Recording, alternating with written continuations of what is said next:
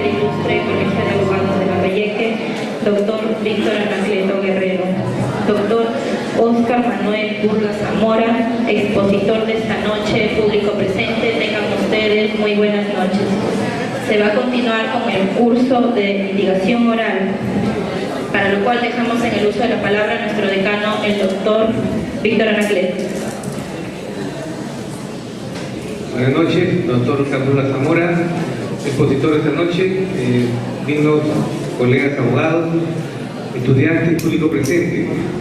Continuando con el desarrollo de este curso gratuito de litigación oral, hoy día tenemos la presencia del doctor Burga Zamora, vocal penal. Brevemente, hacer recordar que mañana continúa este curso y también a los colegas que participen en el referéndum que se va a dar mañana de consulta de los jueces y fiscales.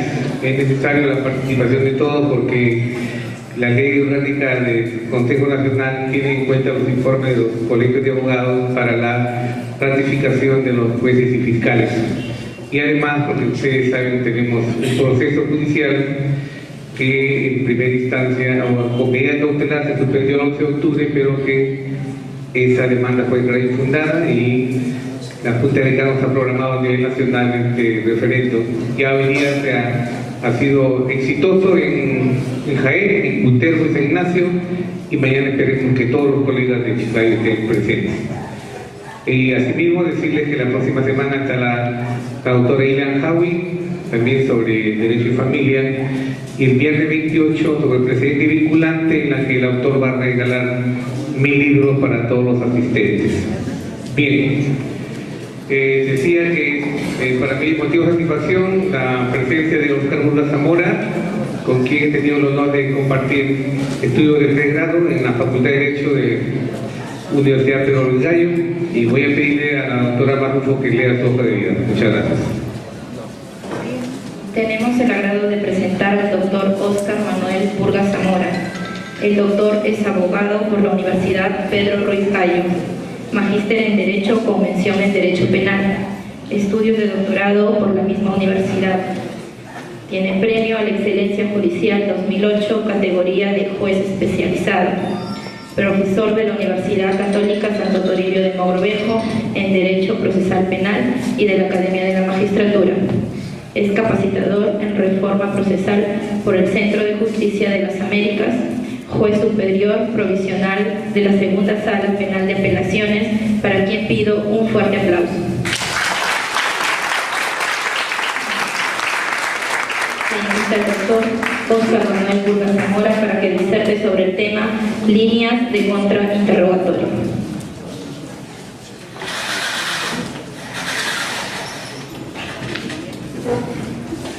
Buenas noches a todos, colegas, estudiantes presentes.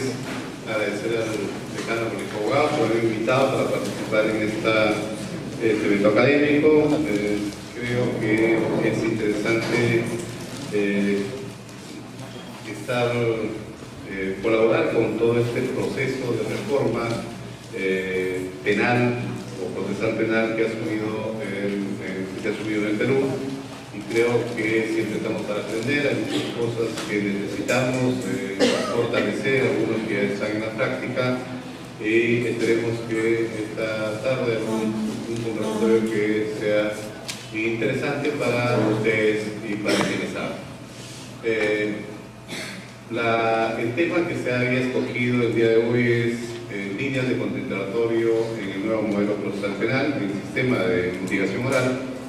Sin embargo, no vamos a dejar de lado tomar algunos temas que tienen que ver con el interrogatorio directo y el contrainterrogatorio, porque la línea de contrainterrogatorio es una técnica que sirve para efectos de superar algunos problemas que se tienen en el tema del contrainterrogatorio. A ver, es fácil hacer un interrogatorio improvisado. ¿Por qué? Porque quien es el actor principal en toda esta parte de la litigación es el testigo. Un interrogatorio directo se entiende que debe ser un 90% de participación del testigo y el 10% de quien ofrece ese interrogatorio. Sin embargo, sucede lo contrario en el contrainterrogatorio. pero en el sistema adversarial, en cierto modo, con el adversarial de nuestro modelo, lo que importa y lo que es más importante dentro del ejercicio del principio de contradicción es realmente el contrainterrogatorio. ¿Por qué? Porque el interrogatorio directo es la declaración de la persona que ha sido ofrecido como testigo y por lo tanto va a declarar lo que yo quiero que informe o yo considero que manifieste en la sala de audiencias conforme al conocimiento que tiene sobre determinados hechos.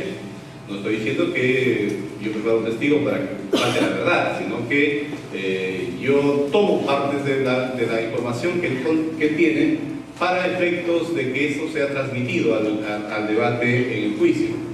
Sin embargo, como quiera que esta persona declara cómodamente en un juicio, porque así lo ofrece la persona que favorece su teoría, sin embargo corresponde a la otra parte hacer el control de veracidad o el control de fidelidad de la información mediante el contrainterrogatorio. Y en ahí no estamos preparados. Nos damos cuenta por todas las audiencias que pasan donde existen dificultades para hacer un buen contrainterrogatorio. Es más, a veces como abogados o como la fiscalía, aunque ya los fiscales un poco tienen más tiempo y están más preparados sobre esto, como los abogados de la Defensoría Pública, pero a veces los abogados de la defensa particular nos hemos metido muy tarde al sistema. Y ahí vienen algunas dificultades que tenemos, o sea, en hacer un buen contrainterrogatorio, y lo que hacemos a veces es repetir el interrogatorio directo cuando la técnica de la litigación oral recomienda lo contrario, que yo no repita el interrogatorio directo, sino que yo ataque puntos específicos que van a servir a mi teoría o debilitar la teoría de la persona que ofrece ese testigo. Para ponernos un poco más en tema, yo quisiera que veamos un video que nos va a ayudar a ubicarnos en un interrogatorio y en un contrainterrogatorio, para ver las diferencias entre uno y otro. Así es que le vamos a pedir, creo que tenía donde manejan. A ver, vamos a Señor fiscal, comience con el examen directo al testigo. Muchas gracias, magistrado. Buenos días, señor. Buenos días. ¿Nos podría decir su nombre, por favor? Sí, José Ignacio González Urrutia. ¿Su edad? Tengo 36 años. ¿En qué se dedica usted? Yo soy fotógrafo.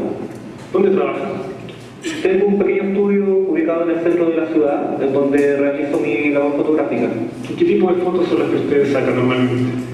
Yo me dedico mucho al retrato de personas, pero también saco fotografías en bautizos, matrimonios, comuniones, en fiestas en general. ¿En qué características debe poner su atención un buen fotógrafo? Depende. Si la foto es el retrato de una persona, un buen fotógrafo tiene que colocar atención al detalle de los ojos, la boca, la nariz, la forma de su mandíbula y todo lo que tenga que ver con los rasgos faciales o los ángulos de la cara para encontrar el mejor perfil del cliente. Si se trata de una fotografía de cuerpo entero, un buen fotógrafo tiene que colocar atención al detalle de la postura de esa persona, de su presencia física, cosas así. Y en uno y otro caso hay que colocar también atención a la luminosidad, a los colores, en fin, a esa gran cantidad de detalles. Señor González, ¿cómo se calificaría usted como fotógrafo? Sería soberbio de mi parte autocalificarme. Lo único que yo sé es que las personas a las cuales yo fotografío me felicitan, me vuelven a llamar para que le haga más trabajos, me recomiendan a amigos o familiares y quedan bastante contentos con mi trabajo. También he ganado algunos premios, por lo que debo ser bastante bueno en lo que hago. Y yo creo que eso se debe a que tengo un buen ojo para los detalles, porque los 10 años de experiencia que tengo en fotografía me han enseñado a estar siempre atento a ellos. Señor González, déjeme llevarlo a otro tema. ¿Le podría contar al tribunal qué ocurrió la noche del pasado 27 de enero? Sí, yo esa noche me encontraba en el almacén Aguas Claras. Y había sido una larga jornada de trabajo y yo solamente quería relajarme, por lo que pasé a comprar una botella de vino y una carne. Una vez que pagué, me dirigí al estacionamiento y cuando estaba abriendo la puerta trasera de mi automóvil, aparece un tipo con un cuchillo en la mano y me lo coloca en el pecho y me dice que le entregue mi billetera y mis cosas. Usted hizo un tipo. ¿Qué tipo? El que está ahí sentado con la camiseta blanca. Señoría, que consta en el registro que el testigo ha indicado al acusado. Se deja constancia en el registro que el testigo ha indicado al acusado. Continúe, señor fiscal. Fue González, entonces, esta persona llega, le pone el cuchillo en el pecho y le pide que le entregue sus cosas. ¿Usted qué hizo en ese momento? Bueno, yo al principio no reaccioné, solamente me quedé mirando fijamente a ese tipo. Y él baja el cuchillo desde mi pecho hasta mi entrepierna y me dice que me iba a matar si es que no le entregaba las cosas. Entonces yo al ver que la situación era seria y que este tipo estaba dispuesto a todo, me saco la billetera y se la entrego. ¿Y qué tenía usted en la billetera? Tenía tarjetas de crédito, tenía documentación personal, algún dinero del día. Y después que le entrega la billetera, ¿qué sucede?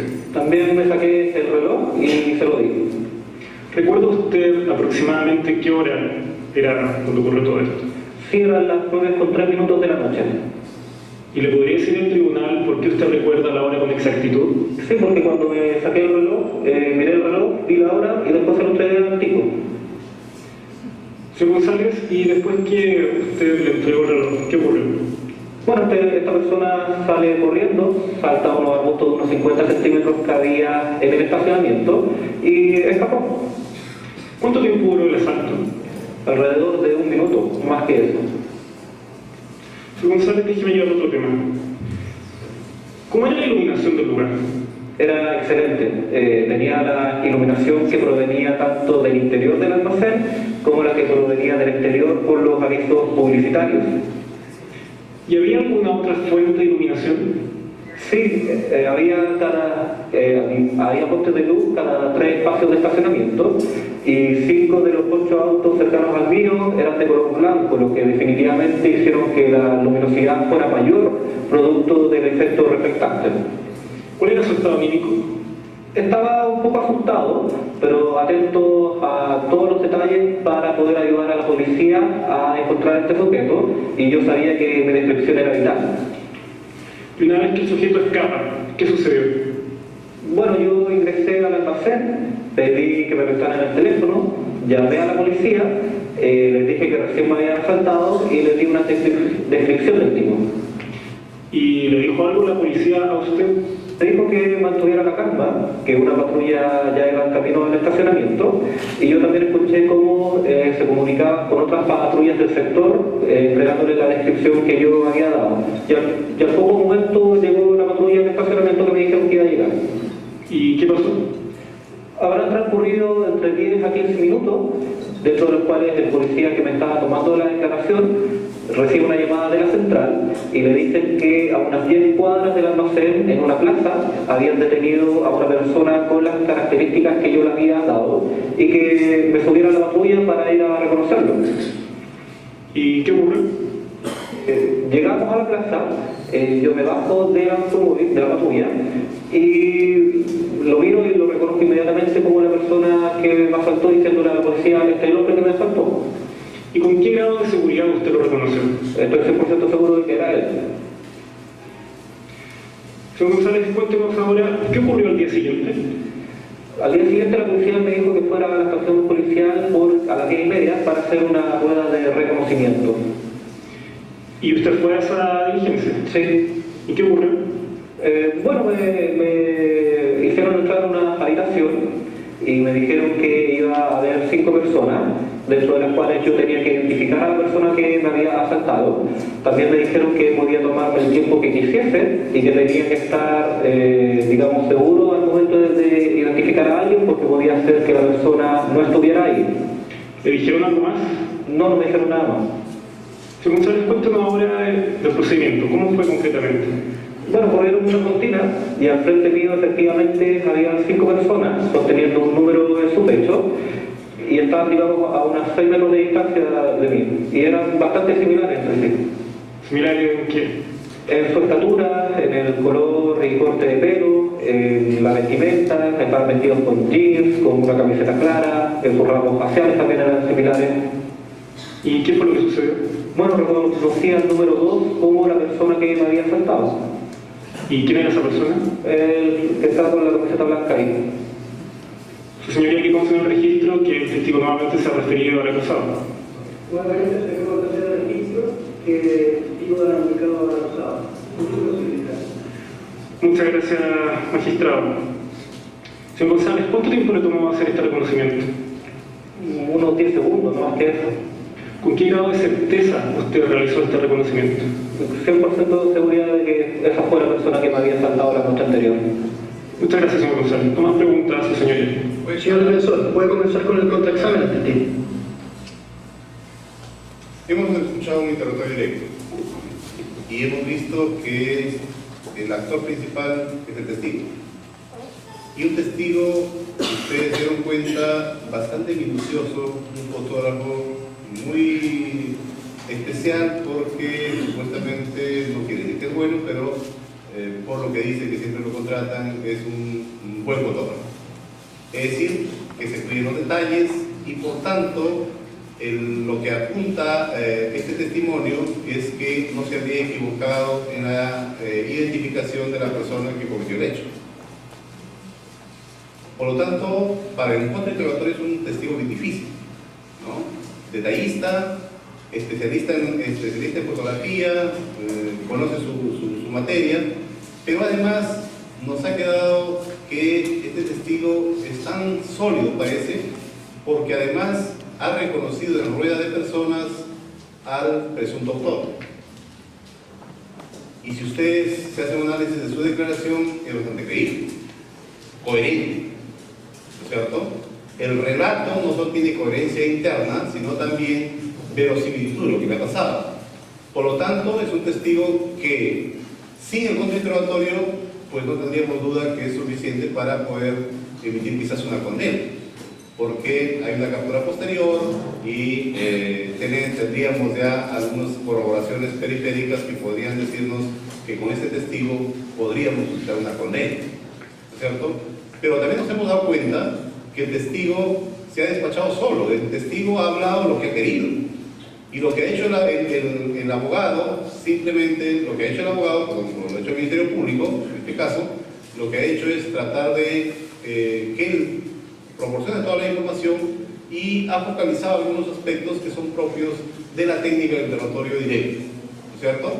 Por lo tanto, estamos ante un caso donde es difícil supuestamente hacer el contrainterrogatorio, pero para que haga un buen contrainterrogatorio tiene que haber objetivos. Y los objetivos tienen que, por lo menos a ver si lo descubrimos, cuáles son los objetivos al que se apuntaría en este caso el testigo. La persona que está como fotógrafo es una persona conocida nuestra porque vino acá a Chiclayo, lo tuvimos acá en una oportunidad, es un miembro, trabaja en el Centro de Justicia de las Américas y también ustedes han visto al autor del libro Prueba Penal y Juicio Oral, Mauricio Duche, que está en el jurado, no es el que dirige, pero que está acostado ahí con la otra persona que se perdió. Muy bien, ahora lo que vamos a hacer es seguir la siguiente parte del contrainterrogatorio. A ver cómo es que se desarrolla esta parte. Gracias, magistrado. Señor González, buenos días. Buenos días. Usted acaba de decir en el examen directo que usted sabía que su descripción del imputado era vital para resolver este caso, ¿no es así? Efectivamente. Y de hecho nos ha demostrado un manejo de los detalles casi perfecto, recordando cómo era donde ocurrió el delito, recordando la cantidad de autos que existían en el lugar, entre otras cosas, ¿no es verdad? Sí, como le dije al fiscal, soy fotógrafo y tengo una gran capacidad para recordar detalles. Señor González, cuando usted llamó a la policía, usted le dio una descripción de quién lo había asaltado, ¿es eso correcto? Así es. ¿Usted podría repetirle al tribunal cuál fue esa descripción que usted le dio a la policía? Sí, yo le dije a la policía que me había asaltado un hombre de tez blanca, cabeza grande y una camiseta clara. A ver, señor González, déjeme ver si lo entiendo. Usted recordó un sinnúmero de detalles acerca del lugar en donde usted fue asaltado, pero respecto de la persona quien lo asaltó, usted únicamente mencionó cabeza grande, tez blanca, camiseta clara. Sí, eso fue lo que dije. Entiendo. Señor González, usted mencionó también de que todo esto ocurrió en menos de un minuto, ¿no es verdad? Exactamente. Y nos dijo que el asaltante tenía un cuchillo. Así es. Y durante el asalto, Usted estaba viendo ese cuchillo, ¿no es verdad? Miraba tanto al hombre como al cuchillo. Entiendo, señor González, que usted le dio a la policía una descripción del cuchillo con el cual usted fue asaltado. Sí. ¿Podría usted repetir al tribunal esa descripción, por favor? Sí, dije que tenía un cuchillo de acero inoxidable, filo cerrado, mango de madera y que medía alrededor de 23 centímetros. Entiendo, pero cuando usted le dio a la policía la descripción de la persona que lo había asaltado, usted solo mencionó hombre de tez blanca, cabeza grande, camiseta clara. Sí, pero estoy 100% seguro que fue su cliente quien me asaltó. Vamos a otro tema, señor González. Al poco tiempo de que usted había realizado la denuncia, encontrándose con la policía, uno de estos oficiales recibió un llamado telefónico en la central en donde se le informaba que cerca del lugar habían detenido a un sujeto, ¿no es verdad? Sí, como a unas 10 calles del almacén. Entiendo. Y cuando usted se subió al auto policial con los policías para dirigirse hacia donde estaba esta persona detenida, usted probablemente pensó que esta persona era quien lo había asaltado, ¿no es verdad? Por supuesto que pensé que quizás era él, porque digamos la distancia era poco y también era poco el tiempo que había transcurrido. Entiendo. En su examen directo, usted señaló que vio a mi cliente detenido por la policía, ¿no es verdad? Así es. Y esto usted lo vio desde la patrulla. Sí. Y mi cliente estaba esposado. Sí. ¿Había más gente alrededor del detenido? Sí, había un policía acá al lado sujetándolo de los brazos. Mientras usted veía desde la patrulla todo esto que ocurría, usted no dijo en ese momento, esa es la persona que me asaltó, ¿no es verdad? No, eso lo dije cuando me bajé y me acerqué al sujeto y ahí le dije al policía, este fue la persona que me asaltó. Señor González, déjeme ver si lo entiendo bien. Mientras usted estaba en la patrulla, a 6 metros de esta persona, usted no tuvo la confianza para decir que esa persona era quien lo había asaltado y se tuvo que bajar para verlo de más cerca. O sea, me bajé, lo vi de cerca y le dije a la policía, esta es la persona que me asaltó. ¿Y qué lo llevó a reconocerlo cuando usted lo vio de cerca? Bueno, hubo ciertos aspectos específicos que se me quedaron, como su delgadez, su estatura, su postura erguida. Entiendo. Ahora, al día siguiente, en la rueda de preso, nuevamente a una distancia de 6 metros, usted reconoció a mi cliente en menos de 10 segundos, ¿no es verdad? Sí, así fue. ¿Por qué lo reconoció en esta segunda oportunidad? Bueno, como le dije, a partir de esos aspectos específicos, la estatura, la delgadez, la postura erguida, me fue, digamos, fácil identificarlo en la rueda de reconocimiento. Ahora, señor González, ¿no es cierto que cuando usted llamó a la policía, inmediatamente después de haber sido asaltado, usted no mencionó nada respecto ni de postura, ni de contextura física respecto de la descripción del asaltante? Bueno, pero entiendo, o sea, recién me habían atacado con un cuchillo, todavía estaba afectado por la situación, la policía también estaba apresurada para atraparlo. Lo entiendo, señor González, pero usted no ha contestado a mi pregunta. Mi pregunta es si cuando usted por primera vez llama a la policía y le piden una descripción de quién lo asaltó, usted mencionó alguno de estos otros factores. No lo hice, pero fue él. No hay más preguntas, maestro. ¿Qué le pareció? ¿Es tan creíble ahora como al inicio? ¿O es que ya no es tan fotógrafo la visión tan aguda que tenía? Si ustedes se dan cuenta, el objetivo que tenía el abogado en el interrogatorio es disminuir esa solidez aparente que tenía este testigo con su agudeza visual como fotógrafo. ¿Y se logró el objetivo? Yo creo que sí. ¿Por qué? Porque siendo tan minucioso, ¿no es cierto?, solo da datos generales de la persona que lo había asaltado. Pero cuando al final le preguntan por qué lo reconoces, da otros datos que no lo proporciona inicialmente. Es decir, no está tan seguro, es incluso para reforzar su aseveración, dice, si él fue. Es un recurso final que uno utiliza para que me crean, si está dudando, si él es, ¿no es cierto? Y otro tema que parece que podría pasar desapercibido, si es interesante, es que el Ministerio Público acá, o la Fiscalía acá, tendría dos elementos de prueba sumamente sólidos. Su testimonio, pero además un reconocimiento en rueda de personas. Si bien es cierto, disminuye el reconocimiento, la declaración testimonial, porque no aparece tan sólida ya cuando al final no es ese fotógrafo tan minucioso, ¿no ¿no es cierto? O no observó, no obstante que sea minucioso, no observó realmente con esa minuciosidad de fotógrafo que aparece inicialmente. Pero hay otro tema que sí se logra un objetivo que puede no ser que no se dieron cuenta, pero que es importante. A ver, el segundo elemento de comisión que tuvo la Fiscalía en este momento, en realidad cayó. ¿Por qué? ¿Por qué tenía la Fiscalía? Un reconocimiento de rueda de personas. Pero el reconocimiento de rueda de personas es válido en la medida que yo declare una persona que comete el hecho y no lo haya visto otra oportunidad. Y la segunda oportunidad es que yo lo vea en rueda de personas. Pero ¿qué pasó acá? Esta persona, la policía lo captura, se va al lugar, está enmarrocado, con dos policías al lado y dice, él es. ¿Vale ahora la rueda de personas? ¿Vale el reconocimiento de rueda de personas? Ya no, porque ya lo vio en ese momento que está ahí. Entonces, me pueden poner 50 personas al lado, yo siempre lo voy a reconocer, porque ya lo observé anteriormente. Por lo tanto, ese elemento de prueba que aparece adicional, no lo es tanto, o no va a servir como documento, como acta o prueba reconstituida para efecto de la tesis, en este caso del Ministerio Público. Otra situación que me parece importante acá resaltar es que un interrogatorio directo es distinto a un contrainterrogatorio. Y lo hemos notado clarísimo en el video.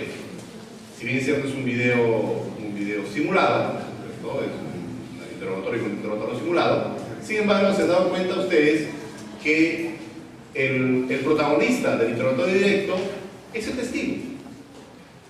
El testigo declara, proporciona toda la información que él conoce y el otro simplemente guía las preguntas. El testigo se puede ampliar, el testigo puede reducir, si es que quiere alguna información, la otra persona va a inducir esa información, pero en el contrainterrogatorio es totalmente distinto. Quien tiene dominio del testigo es el que contrainterroga. Y no puede ser de otra manera, porque ese testigo no es favorable a mi tesis, no es favorable a mi teoría, por lo tanto no es mi amigo, por lo tanto no me va a favorecer, porque si me hubiese favorecido, me hubiese ofrecido yo como testigo, o por alguna parte del testimonio. Ese testigo favorece a la otra parte. Por lo tanto, si mi objetivo es disminuir la fortaleza de su testimonio y sacar alguna provecho en favor de mi teoría del caso, pues lo voy a lograr, seguramente que sí. Pero siempre el que contrainterroga tiene el dominio, porque las preguntas son en contrario. Si ustedes se dan cuenta, quien ingresa la información es el que contrainterroga y el otro simplemente dice sí, no, sí, confirma la pregunta. ¿Por qué? Porque si yo permito que el testigo de la otra parte le haga una pregunta abierta, es lo que va a hacer es reforzar lo que dijo anteriormente. Y eso no me interesa. Lo que me interesa a mí no es ponerle en negrita y subrayado lo que le interesa a la otra parte, la información que le interesa a la otra parte. A mí me interesa que el juez no se capte completamente esa información, sino ponerle en duda la información que ha proporcionado. Y entonces las preguntas son, ¿recuerda usted, como usted no recuerda? Hay en algún momento que sí se plantea una pregunta abierta. ¿Pero por qué? Porque él sabe cuál es la respuesta. Y eso sí está permitido en litigación oral en el contrainterrogatorio, ¿no? Estos aspectos son importantes tomarlos en cuenta, porque si en el contrainterrogatorio que nosotros vemos en las audiencias de juicio oral todavía se repiten, que el abogado cuando hace el contrainterrogatorio, señor, ¿va a contrainterrogar? Sí, señor. Y hace toda pregunta abierta. Pero ¿para qué hace pregunta abierta si no solo incluso hasta repetitiva? Y si es repetitiva, diríamos pregunta repetitiva, objeción, pregunta repetitiva. Pero ¿quién tenía que objetar? El que ofreció el testigo. ¿A él le interesa objetar? No, si le interesa que repita. Él no va a objetar. Claro, el juez quizás le dice, oiga, esa pregunta ya la escuché, pero no, si es que el juez deja hablar, va a seguir pasando la información en doble oportunidad. Y cuando pasamos en doble oportunidad, es que estamos poniéndole en negrita la información. Y es que estamos poniéndole en negrita a la base del cerebro del juez. Recuerden ustedes que en una litigación, la estrategia es que yo vaya convenciendo poco a poco a ese cerebro del juez para que considere que mi teoría es la más sólida. Pero no puedo ayudar a la otra parte.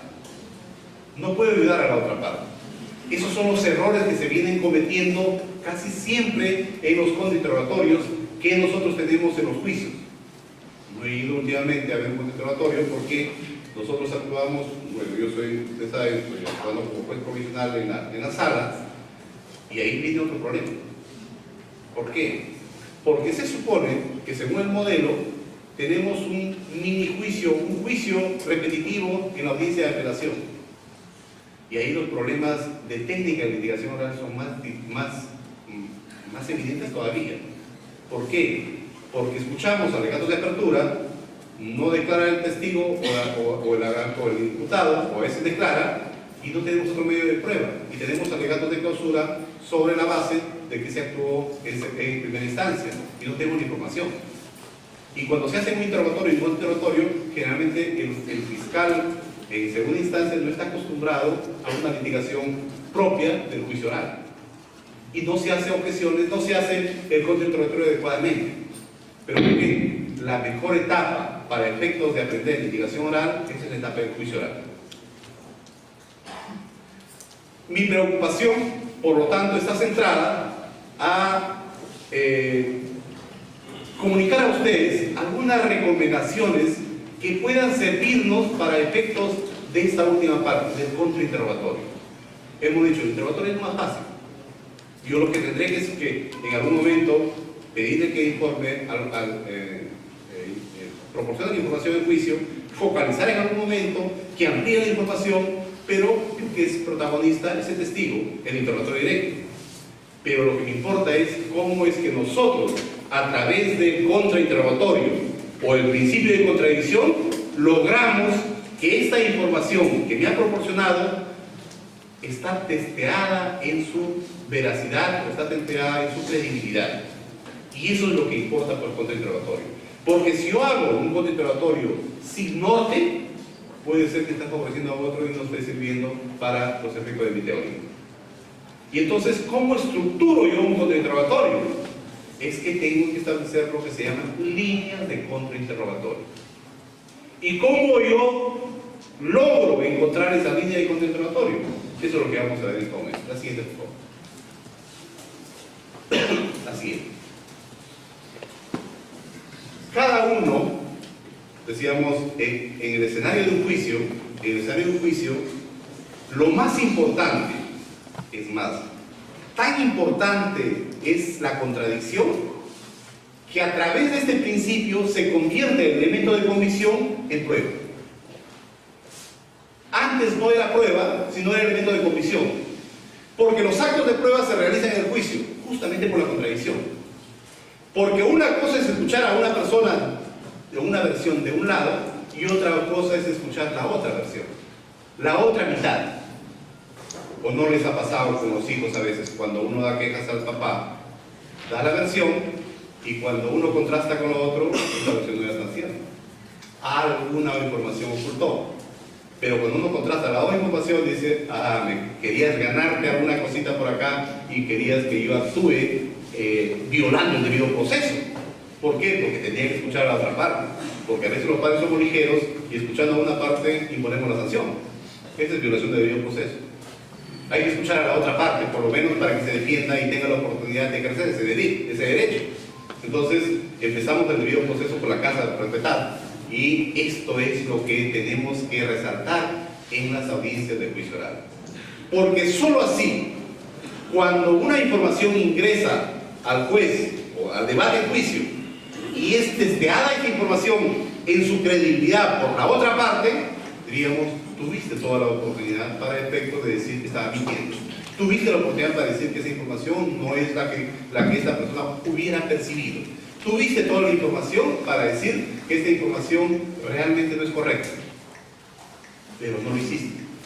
Si no lo hiciste, estás contribuyendo para que ese juez emita una resolución de baja calidad. Lo que importa en un desarrollo del juicio, y ahí es donde tenemos que reclamamos todos, digo todos porque nosotros decimos como jueces, pero si la información sería de calidad, la resolución también tendríamos que reclamarle de calidad. Pero imagínense ustedes, si la información no es de calidad, ¿cómo sale la sentencia? Podemos tener un juez acá que quiere hacer un buen trabajo, pero si la información ingresa mal, ingresa de baja calidad, pues la decisión va a ser de baja calidad, no va a ser justa. La idea es que cada uno de nosotros hagamos nuestro trabajo. Yo puedo criticar, el fiscal hizo mal trabajo, la defensa hizo mal trabajo, pero también tengo que decir, y tú juez, así como tuvieron su teoría del caso del fiscal y teoría del caso de la defensa, tú tuviste un trabajo previo para efectos de dirigir adecuadamente el debate, porque esa es tu función. Tu función es que ingrese a la información propia del debate juicio, del tema probando. Porque si tú permites que ingrese otra información, no solo has perdido el tiempo que debías utilizar a tu familia, sino es que no has entrado al debate y ha entrado información que podríamos considerar información basura, que no te permite tomar una decisión adecuada. Porque esa información tienes que buscar y sacar la información.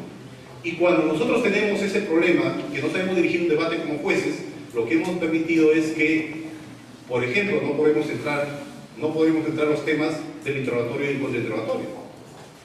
No podemos decir, señor, disculpe usted, pero ese no es un tema, es una pregunta impertinente y por lo tanto no puede contestar, porque eso no es el tema de debate.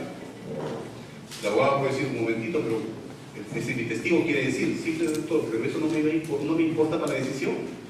Acá nosotros hemos centrado el debate. Hay una imputación formulada por el Ministerio Público. Esa imputación ha sido controlada en el momento de la etapa intermedia. Y como ha sido controlada en el momento de la etapa intermedia, cada uno debe hacer su trabajo. Ahora vamos a juicio. Y el debate en juicio se delimita por ese hecho en materia de imputación. Porque ese hecho en materia de imputación es el tema probando. Que le agreguemos ahí alguna consecuencia posterior, que es la pena, que es la reparación civil, que también son objetos de prueba, es otro tema, pero primero centremos el debate. Centremos el tema objeto de imputación. Por eso es que cuando hablamos del principio de imputación necesaria, hay que respetarlo, Porque eso tiene que hacerlo respetar también el juez. Porque si el juez no tiene claro cuál es la imputación, pues ¿cómo trabajamos? ¿Cómo nosotros dirigimos adecuadamente el debate? Entonces, eso es lo que nos importa para efectos de lograr que la manifestación del principio de contradicción sea el mejor y que la información que ingrese al debate en juicio sea el adecuado para que el juez tome la mejor decisión posible. Y claro, nosotros podemos reclamar, no, el juez, a ver, la persona dice, el juez fue injusto. Sí, pues, pero el juez resolvió con la información que ingresó al debate. ¿Alguien falló? Sí, alguien falló. Ministerio Público, Defensa, ¿quién falló? ¿O falló el juez también? También falló el juez, puede ser. Pero somos tres que tenemos que reclamarnos en un debate. Y el sistema de administración de justicia se mejorará en la medida en que cada uno de nosotros hagamos nuestro trabajo. Si cada uno de nosotros hacemos nuestro trabajo, el juez cumple con su función de una dirección adecuada, el Ministerio Público cumple con su aportar la prueba conforme a su pretensión punitiva y la defensa cumple con su adecuada defensa, pues seguramente que las decisiones serán mejores. Porque de lo contrario, o estamos condenando a un inocente o estamos absorbiendo a un culpable, si alguien no hace un buen trabajo. Y ahí es donde nuestra administración de justicia se va empeorando, más allá de la que tenemos, ¿no es cierto? Bien, la siguiente foto. ¿Cómo enfrentar un interrogatorio? Es la pregunta, ¿no es cierto? Hemos tenido ahí un video que nos va a ayudar. Sigamos, por favor. A ver. Errores que siempre advertimos en los operadores de las audiencias o las personas que intervienen en las audiencias. Primero, que a veces no se sabe cómo empezar porque hay una falta de preparación. Cuando hablamos nuevo modelo procesal penal, señores, hablamos de responsabilidad en la asunción de la defensa y en la asunción de la acusación. Claro, quizás el Ministerio Público es el más preparado porque el proceso lo ha iniciado desde las diligencias preliminares. Por lo tanto, el conocimiento respecto a esos hechos ya son superados. Pero ¿qué pasa cuando un abogado de la defensa asume 2 días antes o 3 días antes para efecto del juicio oral? Realmente ¿estamos en una situación de igualdad de armas con respecto al Ministerio Público? Seguramente que no. Lo primero que tenemos que hacer para efectos de poder estructurar una teoría del caso, seguramente ahí no vieron ese tema, es conocer perfectamente los hechos en materia de juicio.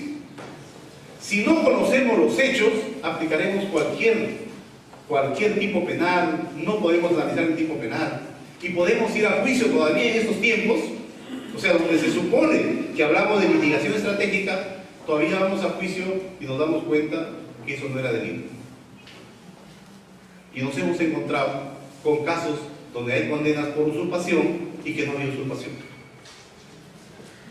¿Deberíamos llegar a ese nivel cuando estamos a un modelo distinto? Debería ser que no. Claro, el otro modelo era distinto porque todo se escribía, enviábamos el documentito y después revisábamos al final y no había problema. Pero en este modelo no, porque tenemos que saber perfectamente preparado para efectos de ir a enfrentar oralmente. Y ahí la vergüenza es para todos, porque si vaya el juez, ese juez no sabe dirigir un debate. Si el abogado no sabe preguntar, no está preparado. Si el fiscal no sabe objetar, tampoco está preparado. Y entonces cuando hablamos de mitigación estratégica, hablamos de ese tema. Para saber cómo empezar, hay que estar bien preparados, y preparados es incluso saber los hechos. Porque además, sabiendo los hechos y sabiendo teoría del delito, usted puede manejar el debate. Y puede salir muy rápido. Oiga, ya conozco los hechos y quiero revisar, por lo menos última vez el expediente, y reviso y me ubico tranquilamente y digo, el delito que me están diciendo acá es delito. Me contaba una historia y decía, cuando ya me estaba contando la historia, decía, me dices que es extorsión, no es extorsión, es coacción. Pero resulta que se está yendo a juicio por extorsión. Y no es extorsión, es coacción. Porque los objetivos de la extorsión son otros y los objetivos de la coacción son otros. Que pueden tener los medios iguales, seguramente. Pero, imagínense ustedes, a alguien lo acusan de extorsión, ¿cuánto es la pena mínima? 15 años, creo. Y si el delito realmente es de coacción, ¿cuánto es la pena máxima? 2 años. Claro, me dirán, disculpa, pero el abogado, como va a ser un caso más difícil, lo sale ganando, seguramente. Pero de todas maneras, lo idéntico es que sea el delito que corresponde, ¿no es cierto? Muy bien. Cuando empezamos un contrainterrogatorio, generalmente se repite estos errores. Empiezan preguntando lo que ya se preguntó. Y le decía a ustedes, ¿qué está pasando ahí? Lo que está pasando es que le estamos favoreciendo a la otra parte. Así de sencillo. Le estamos favoreciendo a la otra parte porque estamos repitiendo la información que la otra quiso que el juez escuche.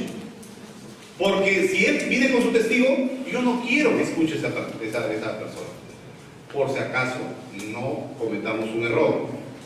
Escucho siempre cuando dicen los abogados, medios de prueba, señor abogado, perdón, señor fiscal, y empieza a enumerar. Medios de prueba, señor abogado, dicen algunos, por el principio de comunidad de prueba con un mismo que ofreció el Ministerio Público. Igual, algún momento está fallando acá. Porque si los dos van a ofrecer los mismos testigos para declarar lo mismo y los mismos medios de prueba, es que estamos conviniendo que los hechos sucedidos de la manera que está sosteniendo el Ministerio Público. Y lo que deberíamos hacer acá es convenciones probatorias.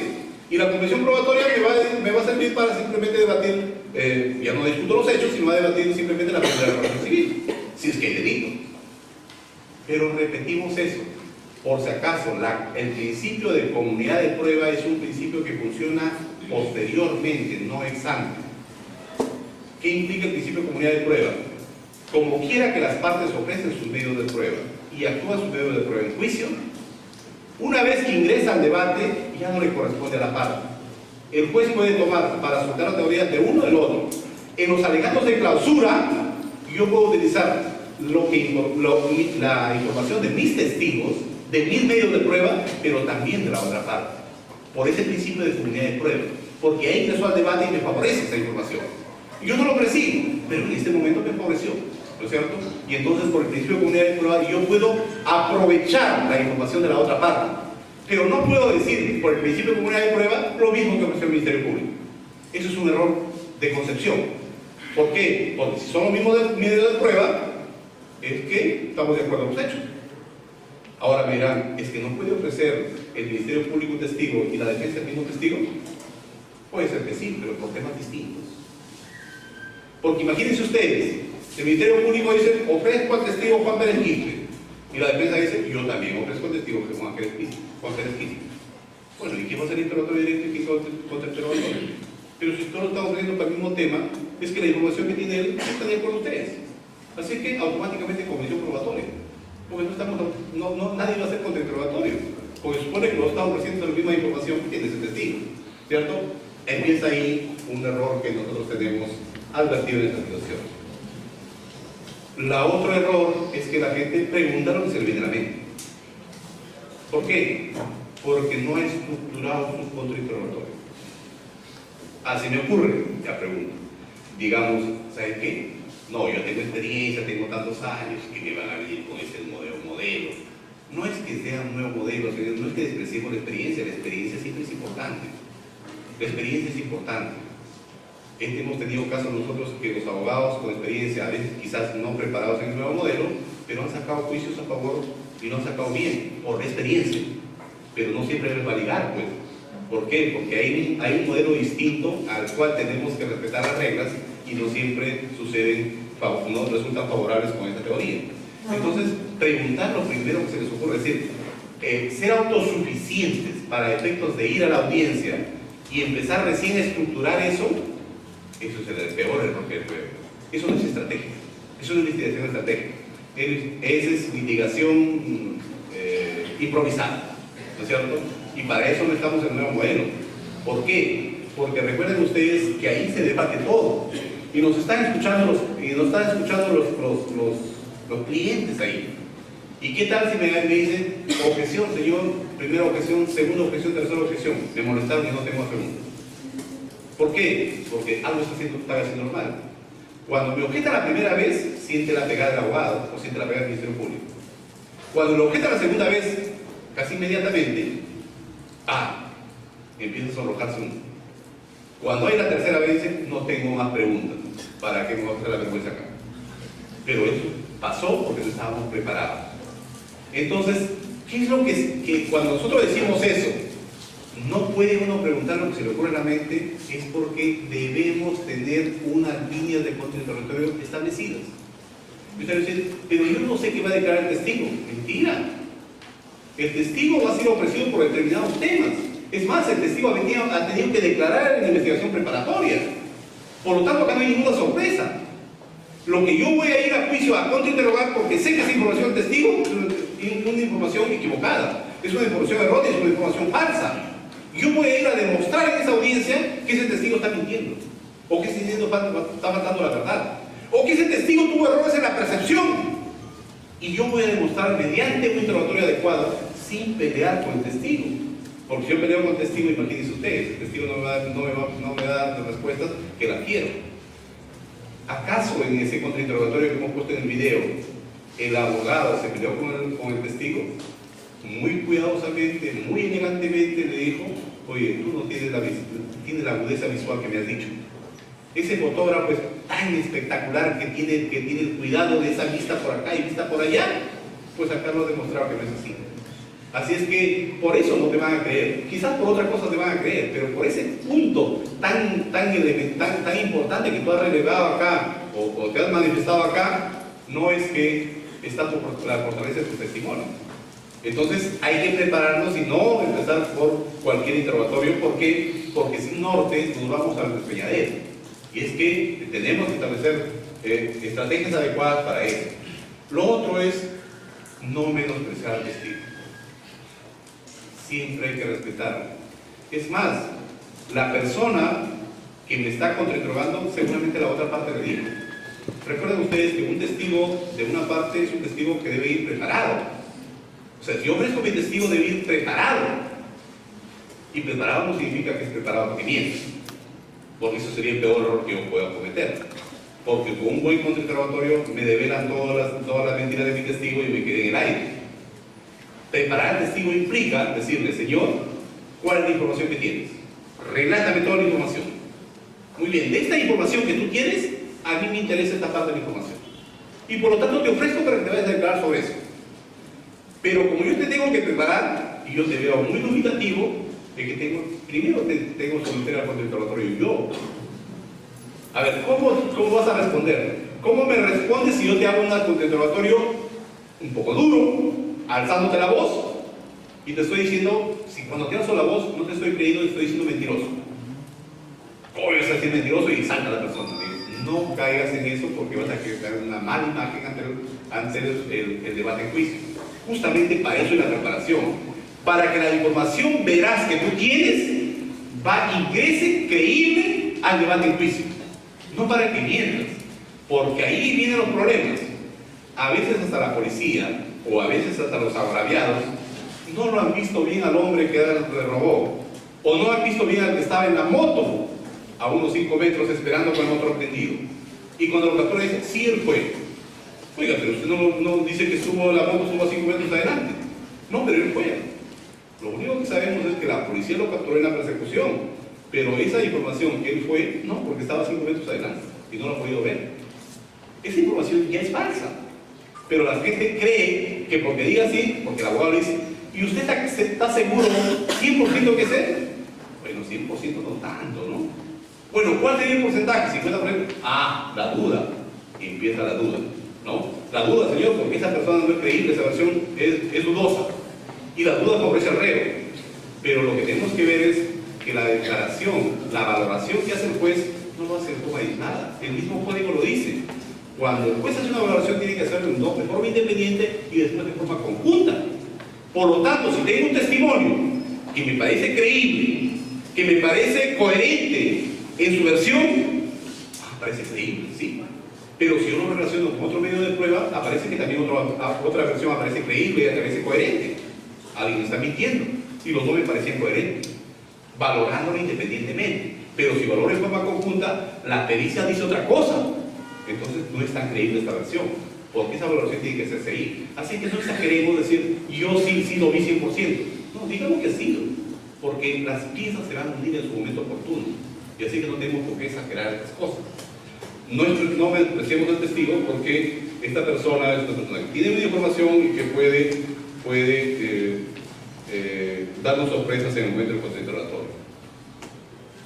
No tratemos de presentar al testigo como un mentiroso, porque es lo peor que puede hacer, Presentar a un testigo como un mentiroso en juicio es como querer pisar a una serpiente en la cola y lo va a picar. Se va a defender, porque a nadie le gusta que lo ofendan en juicio y que aparezca como un vil mentiroso. Es más, va a sacar alguna información que les parece va a ser creíble.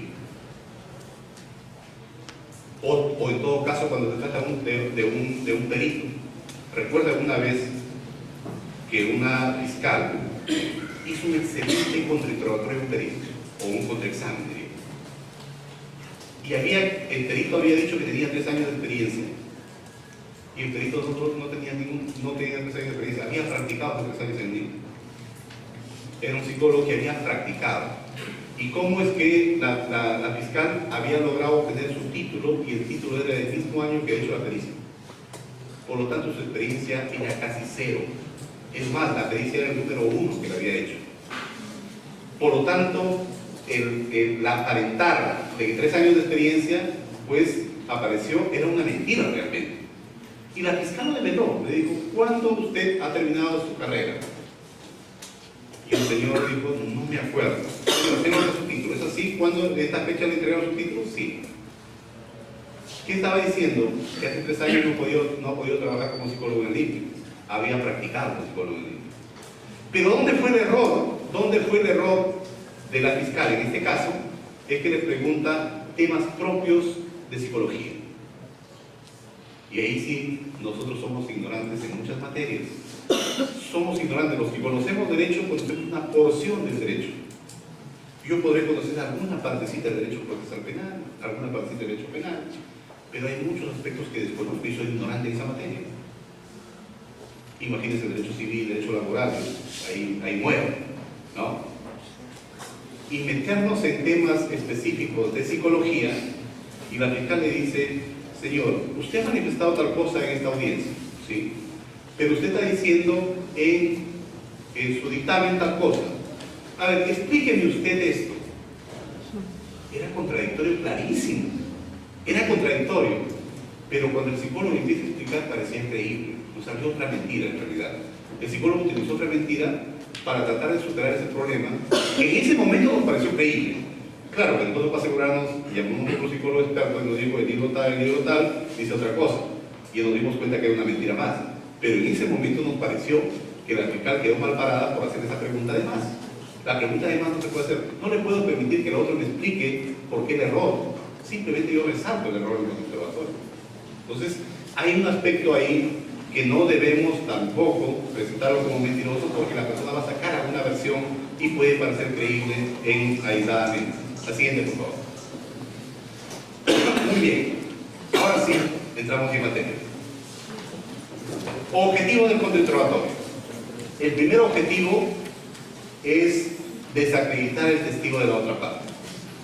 Es decir, me has presentado un testigo como el mejor que tienes, el creíble que tienes, el más coherente que tienes, el que ha sido testigo presencial de los hechos. Pero mi objetivo es decir que no es así. Lo que voy a hacer es, mi objetivo es desacreditar. Si mi objetivo es desacreditar, vamos a ver cuál es la línea de contrainterrogatorio que uso. Para eso tengo que prepararme cuál es la estrategia que voy a usar. Segundo objetivo, desacreditar el testimonio. Recuerden ustedes que el testigo es la fuente de información, es el órgano de prueba. Por lo tanto, esta fuente puede emanarme de una información errada o una información, bueno, las personas que proporcionan la información pueden surgir dos aspectos distintos. Primero, es que tengan problemas de la percepción, y no estamos hablando de mentirosos, pero que tengan problemas de mentira, y ahí estamos hablando de mentirosos. Fue condenado por falso testimonio, fue condenado por estafa, y estamos hablando de falsación, de cuestiones que están acostumbrados a faltar a la verdad. Pero también podemos hablar que ese testigo aparentemente aparece como mentiroso, pero no es mentiroso.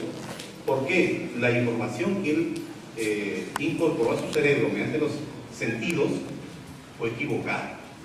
Por eso digo, no hagamos aparecer a la persona como mentiroso, porque si lo hacemos aparecer como mentiroso, va a sostener su tesis, o va a sostener su versión, porque nadie quiere aparecer mentiroso como mentiroso públicamente.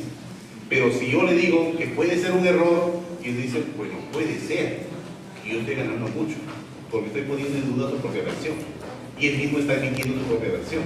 Pero digo, oye, ¿usted se va a estar... No, señor, yo no soy mentiroso, yo soy una persona honorable, y empieza la pelea ahí. Y entonces lo que hemos generado es un encontrón con ese testigo, y ya no le va a dar una información adecuada. Él va a decir, usted no está faltando la verdad, y empieza la discusión.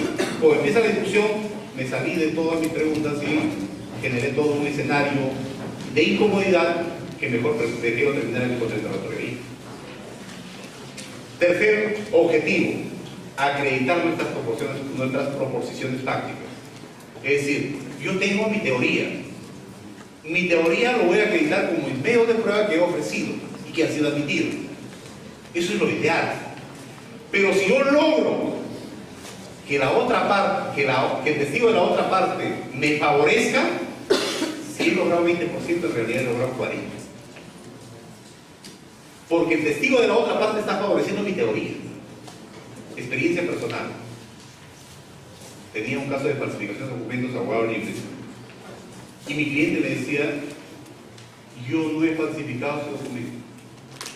Yo te juro que no he falsificado ese documento. Voy a la juez y le digo, doctora, mi cliente jura y rejura que no te tomado ese documento, pero no sé cómo aparece la pericia oficial diciéndole que ese documento ha sido falsificado. Me dice, a mí me entregaron el documento, me entregaron en el negocio, no me entregó directamente a la persona, pero me entregó otra, pero yo no he falsificado. Además, no he falsificado porque yo he entregado el documento, ni siquiera lo he cobrado yo, lo he cobrado a la empresa por el producto que se ha vendido. Yo no me he quedado con nada. ¿Qué interés tendría de falsificar? Me dice la doctora, bueno doctor, me dice, lo único que tiene que hacer es presentar un crédito de parte, no de motivo. Pero no conozco ningún crédito de parte, me dio el nombre de una persona, de un perito de la policía, trabajaba ex policía. Bueno, me voy. Y le digo, señor, quiero que usted me vea esa firma y me diga si efectivamente corresponde o no corresponde al grafismo de esta persona. Y me dijo, doctor, sí corresponde. Pero ahora sí quiero que me haga otro análisis si esos grafismos pueden ser para estar seguro, que yo iba a ofrecer la pericia de parte. Me dijo, no, pero haga un análisis. Pues quién no está seguro, yo voy a ofrecer el medio de prueba. Así que tiene que ofrecerlo. Me dijo, no, pues, bueno, ¿cuánto me cobra? Negociamos el asunto, creo que me cobró 300 soles, en época 93, 94. Y arreglamos, le digo, ¿sabes qué? 50%, y salía del bolsillo, ni siquiera del bien. Salía del bolsillo, le doy el 50%, y le digo el 50% cuando se termine la pericia, para ver si está bien sustentada. Cuando resulta que llega a mi oficina y me dice, notifique al perito tal para que se vaya a ratificar en la pericia. ¿Qué? Si no le pago el 50% más, ¿cómo es que presentar la pericia? Y nunca me ha venido a cobrar.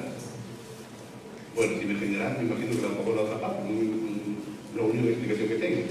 Lo cierto es que me voy a ver la pericia, era en contra. Era en contra. Eso significaba que me estaba perdiendo el juicio por mi propia acción. Porque yo estoy presentando mi pericia para que no me favorezca a mí, sino favorezca al Ministerio Público, sencillamente estaba sepultado. Y encima mi cliente lo había hecho con mi dinero y presentando la pericia. ¿Se imaginan ustedes? Vale más. Si es mi prueba y favorece la otra parte, vale más para el juez. Claro que tuve que comprarme un libro de pericia agrotécnica completa y leerme el libro para efectos de hacerme la especie de perito en las alegaciones en juicio. Y logré que lo absuelvan en primera instancia, después de acuerdo usted me anularon, a lo absolvieron en segunda instancia. Bueno, al final yo fui el juez, terminaron condenándolo en la tercera oportunidad y tuvo que cumplir su sanción. Cosas así que puede pasar. Es decir, acreditar nuestras posiciones prácticas, acreditar prueba material de material propio. A ver, el Ministerio Público generalmente va a ofrecer policías, ¿cierto? El policía lo ofreció el Ministerio Público, yo no lo ofrecí. Es posible que en este momento yo tenga una prueba material, que ese policía reconozca como mía la prueba material que me favorece, ¿lo puedo usar? Sí. Si la persona, si el testigo también puede reconocer, conforme a mi teoría, y en la teoría que me favorece a una prueba material que yo tenga, y lo puedo hacer, sí, seguramente lo puedo hacer. Y me puede servir el testigo de la otra parte para incorporar una información que me es válida para mi teoría. Y el otro objetivo es obtener inconsistencias con otras pruebas de la otra contraparte. Es decir, no solo puedo sacar información, o sea, no puedo decir que tu información que estás proporcionando es falsa, sino que yo tengo información, recuerden ustedes para eso la preparación, y sé cuáles son los medios de prueba que ha presentado la otra parte y cuáles son los medios de prueba que yo tengo, y cuáles son los sólidos y cuáles son los que pueden estar en duda, los de más solidez. Y si esta persona me está dando información que no es contrastada con su propio medio de prueba de esa parte, o en todo caso que no puede superar la solidez de mi prueba que tengo distinta a este interrogatorio, pues sencillamente aprovecharé la oportunidad para eso. Porque lo que tengo que hacer es tratar de dejar claro cuál es la información que esta persona tiene. Y cuando yo presente mi prueba, no va a haber ningún problema, porque en mis alegatos de clausura diré, señor, este señor dijo en la audiencia tal cosa. Sin embargo, acá tengo una prueba que no hay ninguna duda, que es la prueba que viene a poner en duda esa información en esta parte. ¿Por qué? Porque ya tengo la información. Además, note, eso es el otro error. Que no puede decir, oiga señor, ¿cómo usted dice que tal cosa ha sucedido, pero resulta que yo tengo otra prueba que es distinta y más sólida que su información? A ver, explíqueme acá. Y puede darnos una explicación que nos puede convencer. Esa pregunta además no se puede hacer en un contrainterrogatorio. Muy bien. ¿Cómo es acreditar un testigo y el testimonio? Dijimos, ¿de dónde emana la información? Del testigo. ¿Y qué es lo que valora el juez? El testimonio, ¿cierto? Por lo tanto, yo tengo que tratar de decir al juez, esta persona que está declarando no está creíble, es una persona que es dudosa la información. ¿Por qué? Porque hay problemas de percepción o hay problemas de apreciación de los hechos, o en todo caso una persona que está acostumbrada a mentir. Por ahí voy a tratar de trabajar. Y yo estoy trabajando en un contrainterrogatorio para un objetivo final, para el alegato de clausura. Recuerden ustedes que el alegato de apertura es un ofrecimiento de lo que yo voy a probar en esa audiencia respecto a mi teoría. Por lo tanto, mis medios de prueba van a servir para efectos de dar solidez a esa teoría. Pero cuando yo hago un contrainterrogatorio, estoy pensando en cuál va a ser mi alegato final. Es decir, cómo voy a desacreditar a esos medios de prueba de la otra parte para efectos de argumentar adecuadamente. Por lo tanto, yo tengo que decidir estructurar un contrainterrogatorio. Y decidir interrogar un contrainterrogatorio pasa por identificar líneas de contrainterrogatorio. Y si yo estoy hablando de líneas de contrainterrogatorio, tendría que tener un concepto de ello. Y podemos decir que es la porciones de información o debilidades que permiten elaborar preguntas con la finalidad de desacreditar al testigo o su testimonio. Por lo tanto, eso es lo que tengo que ver. ¿Y eso pasa por qué? Pues, cuando tú valores ese testimonio, ¿cuáles son los elementos que vas a tomar en cuenta? Y una vez que yo identifico cuáles son los elementos que vas a tomar en cuenta, entonces yo establezco líneas de contrainterrogatorio claras. Pero además otra recomendación. Para efectos de un mejor manejo de los hechos del caso, deberíamos descomponer en enunciados fácticos. Importantísimos, sobre todo para casos difíciles. Si nosotros descomponemos en enunciados, logramos con mayor facilidad establecer si este es un componente del elemento jurídico y si este tiene respaldo probatorio. Esto es importante, ¿por qué? Porque si alguien me dice que es un delito de usurpación, por ejemplo, yo estableceré los elementos enunciados fácticos. Diré, Juan estuvo en posesión del inmueble tal. La posesión que tuvo Juan fue de tal fecha a tal fecha. Juan salió a trabajar el día tal. Juan dejó la puerta llevada. Juan dejó con candado. Cuando regresó Juan a las 3 de la tarde, encontró que el candado estaba roto y que había ingresado al inmueble. Que cuando ingresó Juan al inmueble, encontró a tal persona y tal persona. Cada uno de esos enunciados fácticos, yo voy a decir, ¿me sirven para la teoría jurídica o no? Es decir, este enunciado que estoy afirmando, ¿sirve para efectos de establecer el tipo penal o no? Pero además, como ya lo enuncié separadamente, yo digo, ¿tiene este respaldo de prueba esta parte de esta afirmación o no tiene respaldo de prueba? ¿Con qué probaría esto? ¿Con qué probaría esto? Lo que he hecho es un caso aparentemente sencillo de descomponer enunciados fácticos. Y si yo hago descomponiendo enunciados fácticos, yo voy a ir, cuando voy al juicio, marcando. Es decir, sobre este tema está acreditado con tal prueba y tal prueba. Con este prueba, tal prueba. Tengo debilidades en otra afirmación. ¿Con qué puedo probar? Tiene la otra parte una fortaleza en esa declaración, está negando. Entonces tengo que atacar ahí. Para eso tengo que establecer una línea de contrainterrogatorio para efectos de preguntar sobre ese tema. Entonces, esto es lo que tendríamos que hacer para efectos de estructurar un buen contrainterrogatorio. Es decir, identificar esas líneas de contrainterrogatorio. Muy bien, vamos a esa línea. Primero, respecto al testigo. Si nosotros decimos de que hay una fuente de información, el órgano de prueba es donde emana la información y esta información debería ser correcta, y el testimonio, es que vamos a interrogar al testigo, vamos a verificar si el testigo tiene idoneidad material y tiene idoneidad moral.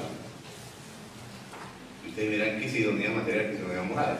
A ver, señores, cuando hablo de idoneidad material, es que el testigo, ¿de qué declara? ¿Sobre qué declara el testigo? Declara sobre hechos que ha percibido, sobre hechos que ha visto, sobre hechos que ha oído, sobre hechos que ha escuchado, sobre hechos que ha sentido, quizás. Sobre esos hechos va a declarar el testigo.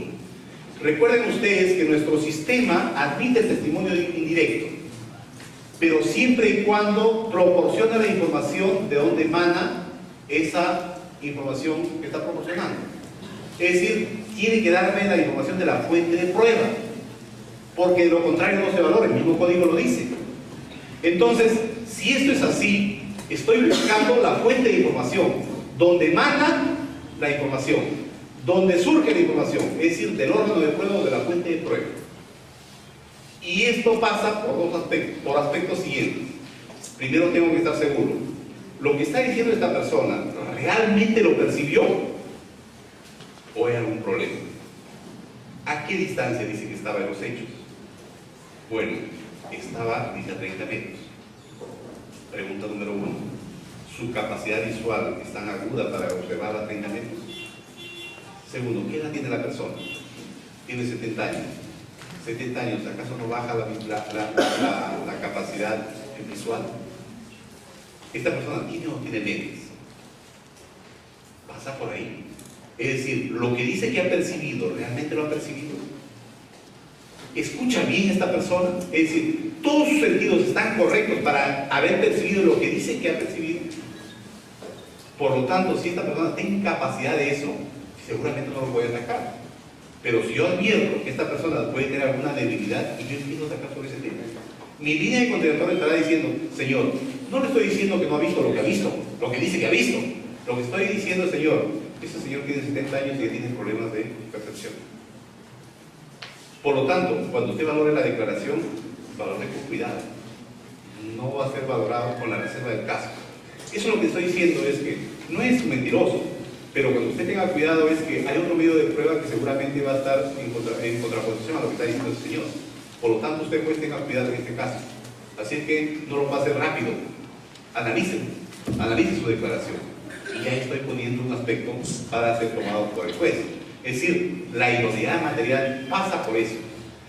Pasa por un tema que tiene que ver con nuestro cerebro. Y nuestro cerebro, señores, no siempre capta lo que ha visto. No siempre capta lo que ha visto.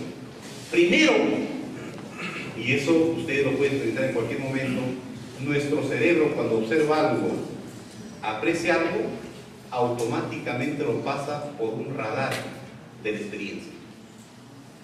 Y automáticamente nuestro cerebro saca conclusiones. Y cuando lo transmite como si fuese cierto así. No es que sea mentiroso, sino que es que pasa así. Tenemos 30 años, tenemos 25 años, tenemos 40 años de experiencia ahí. El radar de lo único que estamos haciendo es, realmente lo que veo, lo que estoy viendo, ¿es cierto? Y entonces estamos pasando por nuestro radar de la experiencia. Dice, sí, eso es lo que estoy viendo. Puede estar en duda, pero su cerebro empezó a trabajar ahí automáticamente. Ustedes me dirán, ¿realmente eso es así? ¿Y cómo sé? Claro. Hay un trabajo que tenemos pendiente los fiscales, los abogados y los magistrados. La ciencia ha avanzado mucho. La ciencia ha avanzado mucho. La neurociencia ha avanzado mucho. ¿O acaso los magos no nos engañan cada cuando quieren? Nos hacen aparentemente ver lo que ellos quieren que veamos y simplemente son trucos. Y nosotros decimos, realmente este mago, mira, lo hizo. Realmente no lo hizo. Simplemente hay distractores que nos han llevado a pensar que el mago es extraordinario. Que el mago sacó la palomita por ahí, ¿de dónde lo sacó? Simplemente son aspectos que él domina cuando se distrae para no ver eso. Y el mago aparece como un mago. Es decir, falsa percepción. ¿Por qué? Porque nosotros todavía no sabemos cómo funciona nuestro cerebro. La neurociencia está avanzando mucho sobre este tema. Y nosotros, le digo, a veces somos chabacanos del derecho. Digo los jueces, ¿no? Decimos, no, está mintiendo, mira cómo se sonrojó al momento del interrogatorio. Mira cómo bajó la cabeza, miró al otro lado. Mira, ni siquiera lo miró a la otra persona. Claro que estaba mintiendo. Mira cómo se sintió incómodo, mira cómo sudaba las manos. Eso estamos diciendo. Mejor por un polígrafo y suficiente. Por un polígrafo ya decís que es un mentiroso. Son manifestaciones externas que no todas las personas lo realizamos.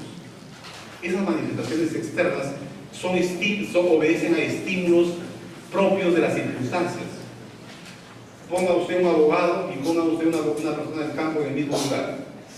¿El abogado suda? No, porque está acostumbrado a hacer todos los días sus juicios ahí.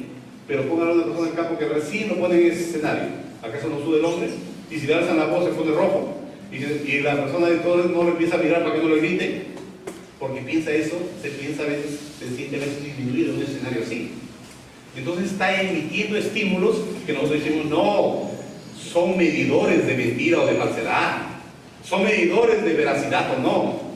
Realmente estamos actuando como chavacanos en derecho, porque la neurociencia va a estar otra cosa. Hay que tener otros parámetros que nos den razonabilidad en nuestro trabajo. Eso no es suficiente. El polígrafo se abandonó hace tiempo y nosotros seguimos como magistrados diciendo, no, él está mintiendo. ¿No te diste cuenta? ¿No te diste cuenta cuando bajó la mirada, cuando lo viste? ¿Acaso yo no estaba mirando al tipo? Y el tipo me esquivó la mirada. ¿Por qué está mintiendo? ¿Será cierto? No sirve así. Entonces tenemos ahí un tema de problema de percepción interna de nuestro cerebro. Pero ¿qué otro tema tenemos? Las circunstancias externas. La persona no observa igual cuando hay lluvia. No observa igual a las 12 del día que a las 6:30 de la tarde. No observa igual según la distancia. No observa igual según la neblina. No observa igual algunas circunstancias que puede hacer. No, estaba llorando. ¿Y qué estaba llorando? ¿Ha visto? No, pues si las lágrimas es un distractor ahí completo. Entonces yo lo que tengo que hacer en el contrainterrogatorio, buscando mi línea de contrainterrogatorio, es decir al juez, señor, tenga usted cuidado, porque ese día no estaba tan claro. Esta persona estaba lejos, y yo simplemente tengo que decir a qué distancia está usted. Y yo lo utilizaré, ese insumo, para mis alegatos de clausura. Porque yo simplemente tengo que dejar sentado, ¿no es cierto?, que ese día estaba nublado, que ese día, que la distancia no era tan corta, o que esa persona tenía 70 años. Yo simplemente preguntaré cuántos años tenía, a qué distancia estaba, cuáles eran las circunstancias del lugar, había o no había lluvia. Simplemente diré eso. Esa es mi línea de contrainterrogatorio. ¿Y para qué me sirve? Cuando yo haga mis alegatos de clausura, diré, señor, usted va a creer en esa versión. No digo que sea mentiroso el señor, pero puede tener una percepción equivocada, porque estuvo a 30 metros de distancia, y a 30 metros de distancia, señor, a las 6:30 de la tarde, no se puede ver. Por lo tanto, necesitamos otros medios de prueba que nos den certeza, por lo menos credibilidad en esa información. Pero ese testigo no es suficiente, porque además el otro testigo era un viejito de mayor edad. Y con las mismas razones que le estoy diciendo a esta persona de 70 años, la otra persona tampoco vio, porque estaba un poco más distante. Y yo puedo atacar tranquilamente mis alegatos de clausura. Las líneas de contrainterrogatorio, los interrogatorios que yo hago, el contrainterrogatorio que yo hago, me van a servir como insumos para mis alegatos de clausura. Recuerden ustedes. Así que no me tengo por qué pelear con el testigo, simplemente sacar la información que me va a servir para lo otro. Esa es mi línea. Yo quiero que esta persona diga cuáles fueron las circunstancias. ¿Logré el objetivo? Sí, suficiente. Yo quiero que diga cuánto realmente de edad tiene. ¿Logré? Sí. Lo haré valer en el momento del alegato de clausura. Estructuraré mi alegato de clausura adecuadamente. ¿Y qué tenemos en la idoneidad moral? El testigo tiene una condena por falso testimonio. No es difícil que tenga falso testimonio, pero tiene por estafa. Oiga, pero falso testimonio es falsedad, ha faltado, pero la estafa no. ¿Acaso la estafa no lleva engaño? ¿O sí lleva engaño? Si lleva engaño, la persona que está acostumbrado a mentir, lleva una mentira por ahí. Yo tendré que hacer esos aspectos si no logro en la idoneidad material, en la idoneidad moral. Pero además, el siguiente por favor. Pero además, bueno, los problemas de la percepción, el siguiente por favor. La siguiente.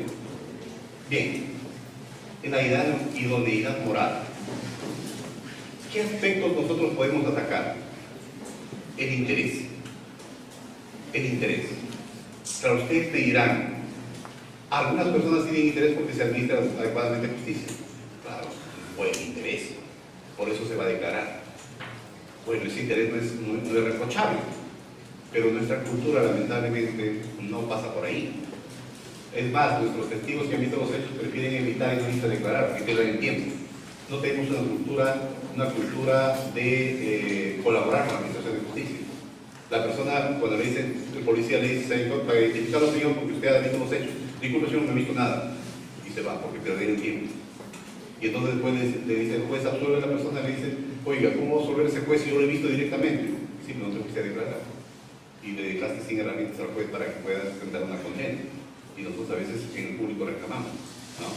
Por eso es que nuestra justicia de paz es más efectiva. Porque esas personas todavía tienen esa intención de colaborar con la institución de justicia. Y el que decide tiene esa información de calidad para lograr ese objetivo.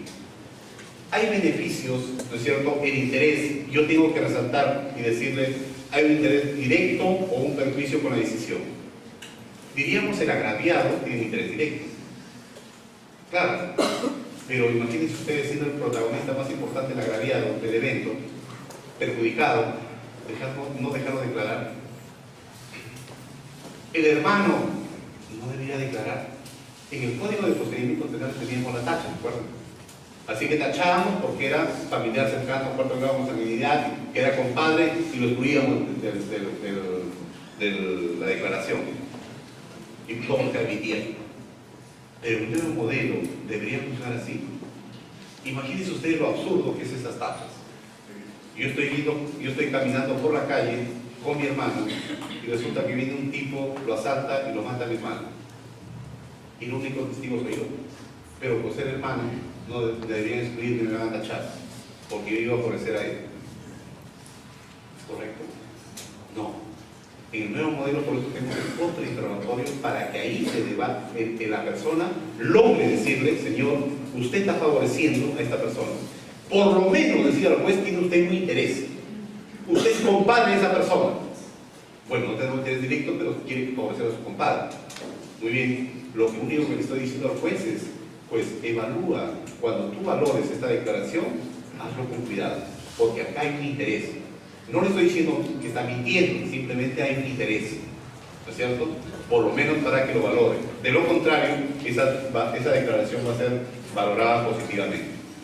Beneficio, perjuicio, el beneficio del familiar más cercano, beneficio, perjuicio de un amigo y de interés comercial. También pueden ser situaciones que yo puedo tomarlos en cuenta y resaltarlos en el momento del juicio. Y el momento final le diré, señor juez, cuando usted evalúe este testigo, tenga usted cuidado que tenía un interés comercial en este caso. Y tenía un interés comercial. Es posible que haya tergiversado la verdad. Quizás hay otra prueba que me ayude. Y le digo, señor, la evidencia de que esta persona está faltando la verdad es el interés que justamente tiene, interés comercial. O son amigos, interés amical. ¿No es cierto? Por lo tanto, tengo una línea de contradictorio para resaltar en ese momento. Yo lo voy a usar en la regla de clausura, sí. Bien, la siguiente, por favor. Hay otras motivaciones, y que lo ha recogido el Acuerdo Plenario 02-2005, ¿no? El Acuerdo Plenario 02-2005 en realidad es una incorporación de una posición de la jurisprudencia española que lo hemos admitido nosotros acá porque en el año 81 ya se consideraba estas posiciones para efectos de considerar las motivaciones subalternas como elementos que pueden incidir en la falta de veracidad de la información que proporciona el testigo. Entonces tenemos el odio, la enemistad, la venganza, puede ser motivaciones subalternas que puede llevar a la persona a alterar la verdad. Por lo tanto, si tengo una situación, pues el Acuerdo Plenario 02-2005 dice que es posible que yo condene a una persona por uso de testimonio, pero ese testimonio no tiene que estar plagado de estas deficiencias, odio, enemistad, venganza u otros intereses subalternos que puedan poner en duda la veracidad de la información. Puede haber falta de verdad, la mitomanía. Ya les he dicho a ustedes, hay que tener mucho cuidado con la mitomanía. A veces es estéril realmente, pero es estéril para, por lo menos desde mi punto de vista, cuando se hace una pericia para ver mitomanía. La mitomanía tiene que ver con una tendencia frecuente a faltar a la verdad. Pero ¿cuántas evaluaciones le hace el psicólogo para determinar que es mitómano? A veces una, a veces dos. Y con eso será suficiente para decir, esta es una prueba científica por un especialista en la materia que me lleva a determinar que esta persona es un mitómano. La mitomanía también puede ser un tema más o menos como la prueba del polígrafo. Puede ser que yo sea un mitómano y supero la prueba del polígrafo. Supero la prueba del polígrafo. Si alguien sabe cómo funciona el sistema del polígrafo, ¿qué pasa? La policía que sabe cómo funciona, porque son estímulos. Y por lo tanto, ¿qué va a analizar el psicólogo? También estímulos. ¿No es cierto? Por eso es que yo cuando analizo la prueba testimonial, analizo la coherencia de la información, la verosimilitud de su información. Y después, aparte de eso, hago el análisis en forma conjunta, si no se contradice con otros elementos de prueba. Por eso es que estos aspectos que tienen que ver con la mitomanía, condena por su testimonio, estafa, falsificación de documentos u otro acto falsario, tienen que ser revelados en el momento del contrainterrogatorio si es que lo existen. Porque el juez tiene que tomar en cuenta y decir, señor, en este caso tenga usted cuidado, esta persona va a mentir. Puede ser que en el caso no mienta, pero será por otro tipo de análisis que voy a llevar. Le estamos diciendo, señor juez, haga el esfuerzo, porque acá hay una de testigos dudoso. Puede ser que en este caso no mienta, porque siempre no el 100% es el mentiroso, no 100% miente, ¿no es cierto? Algo dice la verdad, aun cuando diga en boca del mentiroso lo cierto se hace dudoso. Pero por lo menos pasemos por el test de análisis, o el análisis para efecto de determinar si en este caso concreto está contando la verdad. Porque puede ser que diga la verdad. Si no, pues a una persona condenada no lo creeríamos en absoluto. Sería un paria por ahí para efectos de declarar en un proceso judicial. Y no obstante que puede ser el único testigo que nos puede salvar para efectos de hacer justicia en un caso determinado. La siguiente, por favor. Bien, hemos hablado de algunos aspectos que tienen que ver con la idoneidad material y la idoneidad moral. Es decir, con quién hemos trabajado, con quién hemos establecido líneas de contrainterrogatorio respecto al testigo. Ahora pasemos a establecer líneas de contrainterrogatorio respecto al testimonio. Muy bien, la siguiente, por favor. Primero tenemos que analizar, y cuando hacemos el contrainterrogatorio, es verificar la fidelidad de información. Y cuando hablamos de fidelidad de información, tiene que ser el mismo órgano de prueba que se vaya al debate en juicio. Por eso es que cuando alguien quiere presentar una declaración jurada con firma notarial, es un documento inidóneo. ¿Y por qué? Porque no puedo contrainterrogar ahí. Papelito puede soportar mano. Lo único que siento es la misma, pero el contenido puede ser que lo hayan hecho.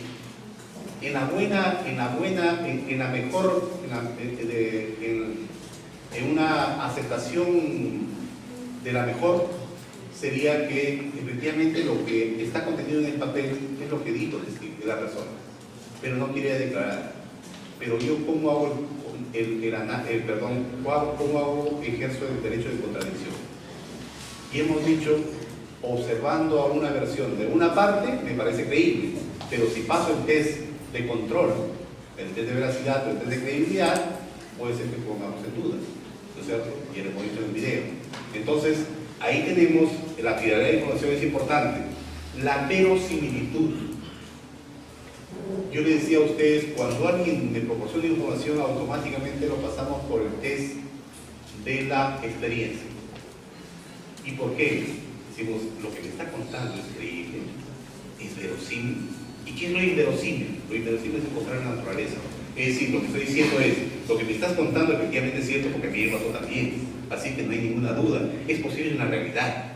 Por lo tanto, tu versión es verosímil. Pero puede ser que fuera una versión verosímil creada también. Me estás poniendo esta porción acá.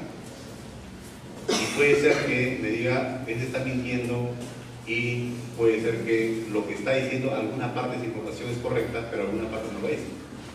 Imagínense ustedes este caso siguiente. Quieren favorecer a alguien y ustedes se van a una reunión, 5 personas, supuestamente de vivir el sexto amigo, y el sexto amigo no va y resulta implicado en un delito, pero no es capturado, lo capturan al día siguiente y usted dice, vamos a ayudar a mi amigo en realidad. ¿Y qué vamos a hacer? Vamos a decir que en este evento que nos hemos ido estaba el sexto. ¿Es fácil? ¿Es creíble la información? Claro. Porque a mí me pueden preguntar 50.000 veces y yo narro a los primos, lo único que ha agregado es el sexto amigo, porque los 5 me van a declarar la misma versión. El diputado no va a declarar, él va a declarar lo que le hemos contado. Entonces el juez se va a cuidar en verificar a los 5 testigos, y los 5 testigos no van a fallar, porque el hecho que está contando es un hecho cierto. Lo único que está agregado es el sexto. Y al final dirán, estos están mintiendo. ¿Por qué? Porque tengo otra información que esta persona sí participó en los hechos, pero no puedo descubrir cómo están mintiendo. Lo he sometido a interrogatorio a los 5 separadamente, y al final, por más interrogatorio que sea, no puedo hacerles caer. Claro, no puede ser caer porque lo que estamos relatando es cierto, lo único que estamos agregando es el sexo. ¿Hay formas de matar a la verdad? Sí, y que pueden ser verosímiles, ¿ah? Verosímiles. ¿Por qué? Porque eso sí es cierto, lo estoy narrando en sí, nos fuimos a tal lugar, regresamos a tal lugar, consumimos tal cosa, compramos tal cosa, pagamos con tal dinero. Eso es la realidad. Pero puede ser que también se altere eso, ¿no? Inconsistencia de la declaración, problema de coherencia interna. Le decía a ustedes, cuando yo tengo un testimonio, analizo la coherencia de la declaración. Hay algunas situaciones de falta de logicidad en la declaración. Hay algunas razones que justamente por la falta de lógica digo, no es coherente. Porque puede ser que supere. Y cuando supera, ya estamos analizando ya con otro medio de prueba. Esa coherencia no solo es interna, valoración independiente, sino valoración de forma conjunta. Y también tenemos ahí una línea de contradictorio que para efectos de establecer esa inconsistencia. Y lo otro puede ser los errores de percepción. La persona narra exactamente lo que dice y ha visto, pero realmente fueron errores de la percepción. Y no es que esté mintiendo, él está tan seguro que lo ha visto, pero fue por errores de la percepción. Y ahí tenemos un cerebro, que les digo, no sabemos exactamente cómo funciona. Que tanto le creemos a los magos, nos vamos a ver qué es lo que pasa, y realmente lo que percibimos no es realmente lo que pasa en la realidad. No es realmente lo que pasa en la realidad. Los magos tienen una capacidad para engañarnos, pero extraordinaria. Y tienen, creo que por intuición psicológica, lo que hacen es tratar de convencernos de lo que están haciendo supuestamente es magia. Pero nadie hace magia. Simplemente es un problema de error en la construcción. La siguiente, por favor. Muy bien. ¿Cómo cuestionar la credibilidad? Y hemos dicho, credibilidad interna, la coherencia externa también se analiza en relación con un medio de prueba. ¿Qué pasa cuando una persona cambia de versión? También es un problema que tengo que atacar. Y cuando cambia de versión, lo que hago es hacer uso de la declaración previa. Acá también hay un problema. Nos apresuramos a veces a introducir información. ¿Y cómo es que se introduce la declaración previa? 2 aspectos para la declaración previa. Puede ingresar el interrogatorio directo y el contrainterrogatorio. ¿Y cuándo ingresa el interrogatorio directo? Cuando la persona se olvida de la información.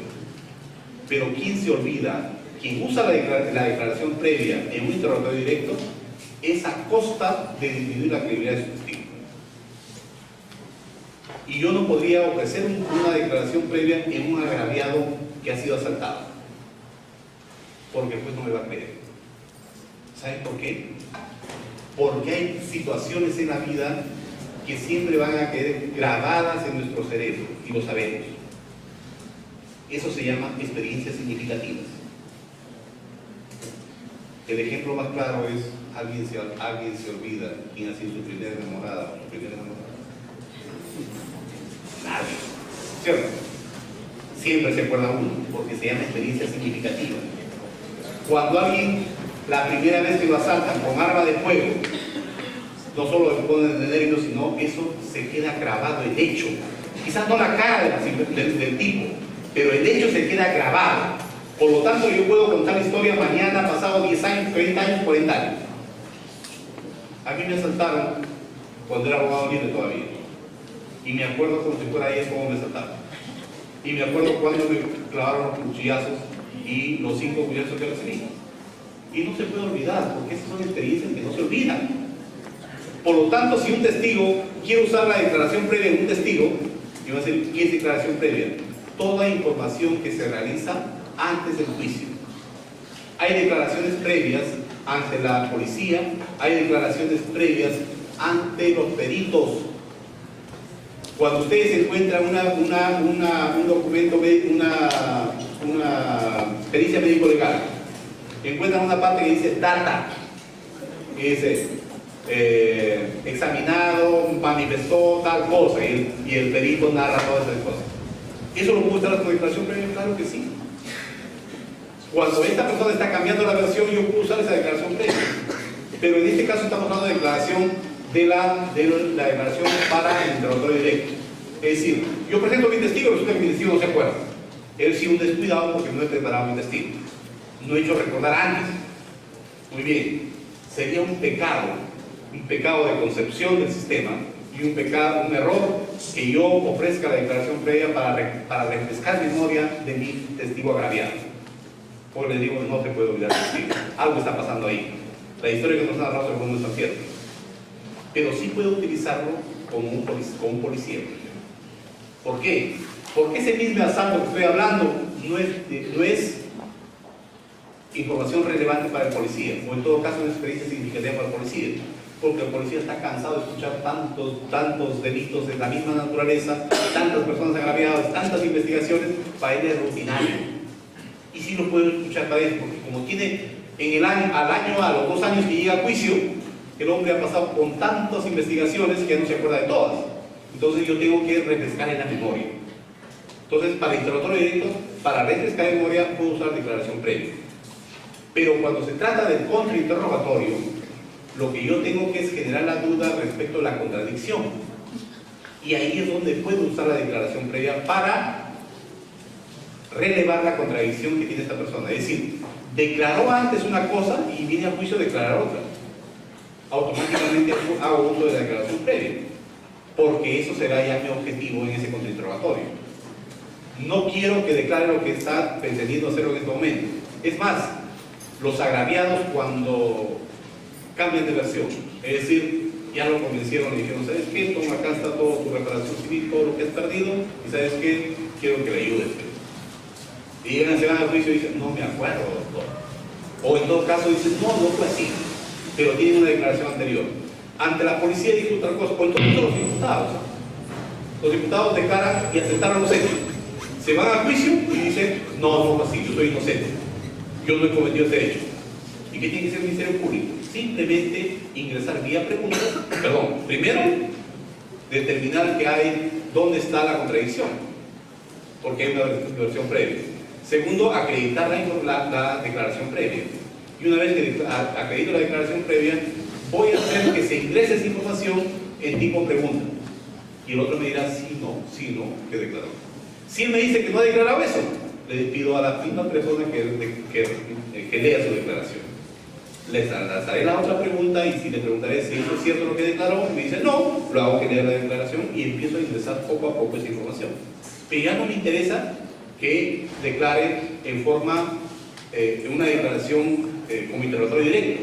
Lo que voy a hacer, si es que ha ofrecido un testigo y quiere cambiar de versión, lo que yo hago es que esta persona se considere como un testigo hostil y el interrogatorio cambia.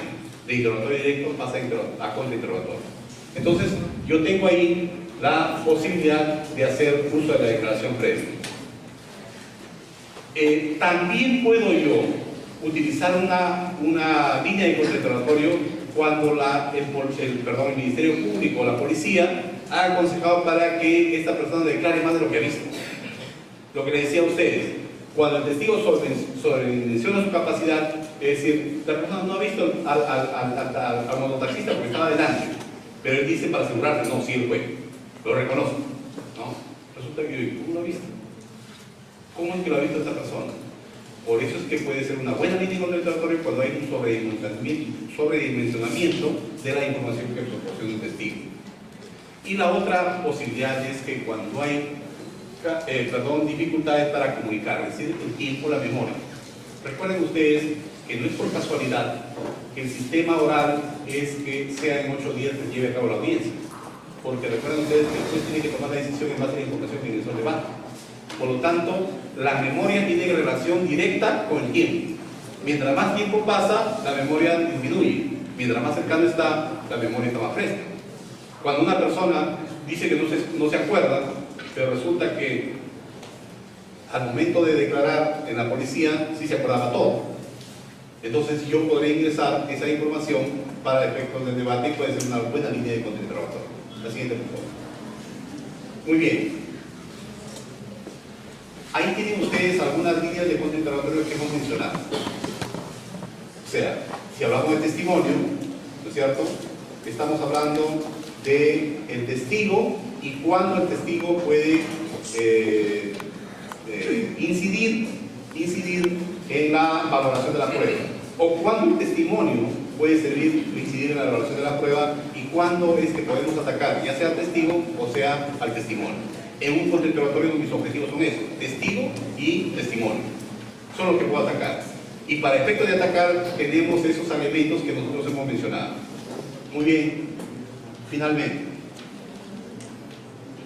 tener presente siempre que en un sistema de investigación oral estratégico como el que nos exige el nuevo modelo, es que no se debe interrogar sin un objetivo determinado. No solo estamos siendo incómodos, no estamos siendo perdiendo el tiempo, sino es que podemos terminar ayudando a la otra parte. Segundo, no se debe subestimar al testigo. Siempre hay que respetar al testigo. Es más, a nadie le gusta que lo traten mal. Y a veces a veces la autoridad nos lleva a tratar mal a nuestros colegas. Me disculpo cuando se han tratado mal, pero a veces las circunstancias nos llevan a eso. Pero eso sí, a veces con las personas que tenemos poder, tenemos que ser mea culpa siempre. Porque a veces, como estamos sentados adelante, dominamos el escenario y a veces está mal, no está preparado una de las partes y a veces lo hacemos quedar mal al colega. A veces pensamos que ya desde el 2009 hasta el 2014 deberíamos estar preparados, y a veces no estamos. Mil disculpas a quien he tratado mal en alguna oportunidad, pero a veces lo hacemos con la mejor intención de que la información llegue adecuadamente. No lo hacemos con intención de perjudicar. Simplemente, a veces necesitamos información de calidad, porque a nosotros nos reclaman como jueces que decidamos con justicia. Y eso es una tarea difícil. Nosotros podemos siempre reclamar que nosotros somos jueces honestos, pero no siempre podemos ser justos. Podemos ser honestos, pero no siempre justos, porque depende de otra información que nos puedan proponer ustedes. Que es que a veces reclamamos, oiga, para el bien de su cliente, por lo menos tiene que haber una mínima preparación. De lo contrario, fallamos todos, falla el sistema.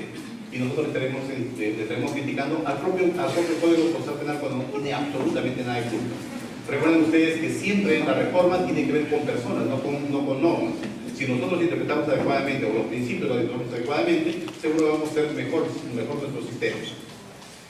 El mal contrainterrogatorio no ayuda a ninguna teoría, sino el objetivo del contrainterrogatorio es que ayude a la teoría, no que beneficie a la otra.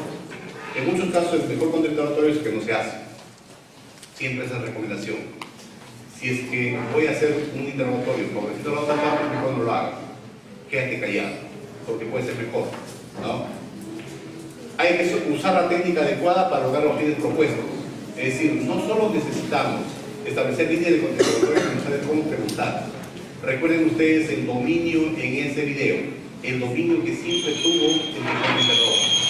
Siempre preguntaba sí, no, y cuando abrió la pregunta en un momento es porque sabía la respuesta, porque puede automáticamente seguir con una pregunta distinta.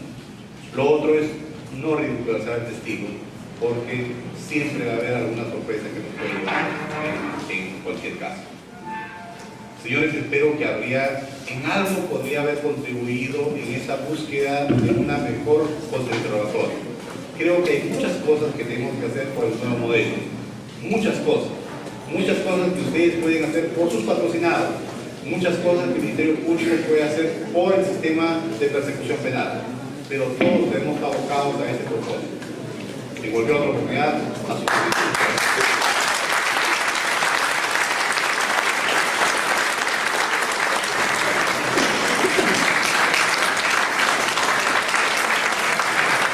Doctor Oscar Manuel Burgas Zamora, del Colegio de Abogados, hace entrega de este diploma de reconocimiento por su brillante exposición y sobre todo nuestro agradecimiento por el apoyo de la capacitación de los colegas abogados que necesitaban mucho de la investigación oral.